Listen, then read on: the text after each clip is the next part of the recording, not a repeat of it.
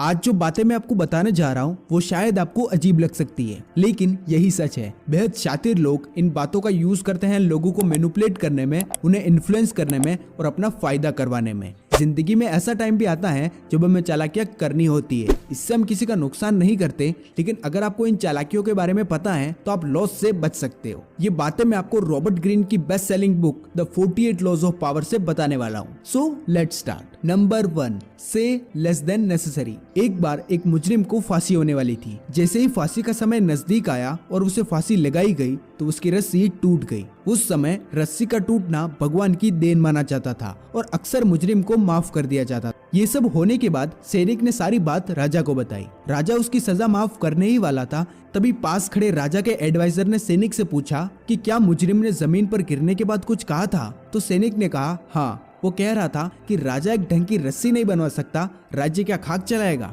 जैसे ही राजा ने यह बात सुनी उन्हें बहुत गुस्सा आया और वो सीधा मुजरिम के पास गए और उसे तलवार से मार दिया। तो ये बताने की जरूरत नहीं है कि अगर उस समय वो मुजरिम चुप रह जाता तो शायद वो बच जाता, लेकिन उसने अपनी होशियारी दिखाई और वो मारा गया। मैक्सिमम टाइम हम सब के साथ ऐसा ही होता है। हम भावनाओं में बहकर कभी खुशी में तो कभी गम में कुछ ऐसा कह जाते हैं जिससे हमें आगे जाकर प्रॉब्लम्स फेस करनी पड़ती है। और हम जितना कम बोलते हैं उतना ही हमारे वर्ड्स की वैल्यू बढ़ती है। कुछ लोग बातों बातों में अपने सीक्रेट रिवील कर देते हैं या फिर कुछ ऐसी कमिटमेंट कर देते हैं जिसे वो पूरी नहीं कर सकते और बाद में पछताते हैं। इसीलिए सोच समझ कर बोलो और जितनी जरूरत है उससे भी कम बोलो, तभी लोग आपको सीरियसली लेंगे और आपकी वैल्यू करेंगे। Number 2, play a circle to catch a circle. आप कितने स्मार्ट हो? क्या आप इतने स्मार्ट हो कि आप खुद को बेवकूफ दिखा सको? स्मार्टनेस एक ऐसी क्वालिटी है जिसका कम से कम दिखावा करना चाहिए। आप लोगों को बेवकूफ नजर आओ और लोगों को स्मार्ट नजर आने दो और अपना काम निकलवा लो।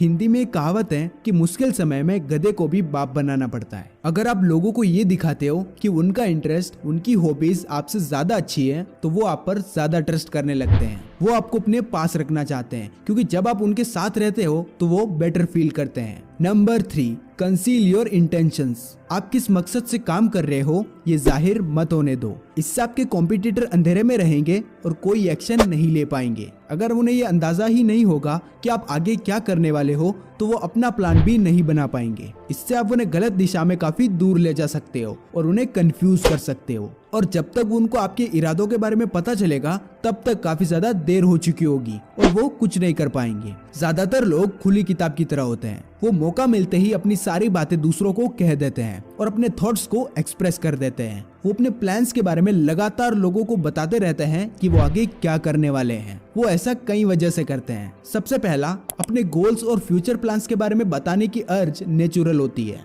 और दूसरा, कई लोगों को ये लगता है कि ईमानदारी और बातों को एज इट इज कह देने से वो लोगों का दिल जीत लेंगे और अपनी अच्छाई को साबित कर देंगे, लेकिन वो एक गलत फहमी में होते हैं। ईमानदारी एक ऐसा ब्लंट हथियार है जिससे कटता कम है लेकिन खून ज्यादा बहता है। आपकी ईमानदारी से लोगों को तकलीफ पहुंचने की पॉसिबिलिटी ज्यादा होती है। इसीलिए समझदारी इसी में है कि नाप तोल कर बोलो और वही बोलो जो लोग सुनना चाहते हैं। इससे भी बड़ी बात ये है कि जब आप अपने इंटेंशंस और फ्यूचर प्लान्स के बारे में सबको बता देते हो तो आपके बारे में कुछ भी छुपा नहीं रह जाता। इससे ना तो लोग आपकी इज्जत करेंगे और ना ही आपसे डरेंगे। और ये चीज हमेशा याद रखिए कि जिससे लोग डरते नहीं उसके पास पावर कभी नहीं हो सकती। अगर आप पावर चाहते हो तो आपको अपने इंटेंशंस को छिपाना सीखना होगा। अपने इंटेंशंस को छिपाने का सबसे बढ़िया तरीका यह है कि आप अपने इंटेंशंस और फ्यूचर प्लान्स के बारे में लगातार बात करो, लेकिन ये आपके रियल गोल नहीं होने चाहिए। इससे एक तीर से 3 निशाने होंगे। पहला, आप फ्रेंडली और ईमानदार नजर आओगे।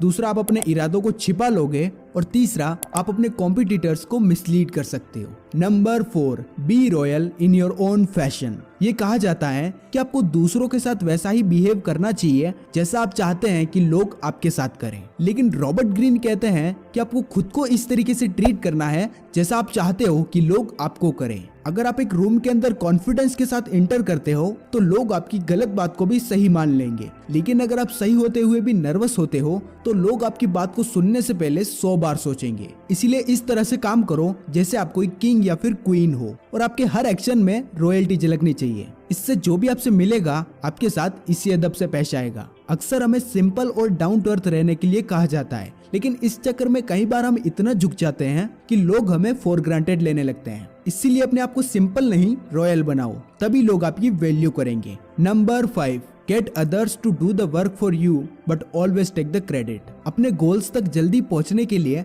आपको दूसरों की इंटेलिजेंस, नॉलेज और मेहनत यूज करनी चाहिए। इससे ना सिर्फ आप अपना टाइम और एनर्जी बचाते हो, बल्कि आपकी ऐसी इमेज बनती है कि आप बहुत ही तेज हो और अपने काम को काफी अच्छे से करते हो। जो काम आप दूसरों से करवा सकते हो उसे आपको खुद कभी नहीं करना चाहिए। इसीलिए काम दूसरों से करवाना सीखो और उसका क्रेडिट खुद लो। इससे लोग सोचेंगे कि यार इस आदमी के अंदर तो अलग ही पावर है। ऐसे लोगों को ढूंढो जिनके अंदर वो एबिलिटीज हैं, वो स्किल हैं जो आपके अंदर नहीं है। हमें बचपन से यही सिखाया जाता है कि हमेशा अपनी वीकनेस पर फोकस करो, लेकिन ये लॉ कहता है कि आपको अपनी स्ट्रेंथ पर फोकस करना है और बाकी कामों को आउटसोर्स करना है। इसका सबसे बेस्ट एग्जांपल है थॉमस एडिसन। उन्होंने भी बहुत सारे इंजीनियर्स को काम पर रखा था और उन्हीं में से एक थे निकोला टेस्ला। इंजीनियर्स के द्वारा की गई सारी इन्वेंशंस का सारा क्रेडिट थॉमस एडिसन ने लिया। तो ये थी वो ऐसी 5 चालाकियां जो मैंने आपको रॉबर्ट ग्रीन की famous book the 48 laws of power से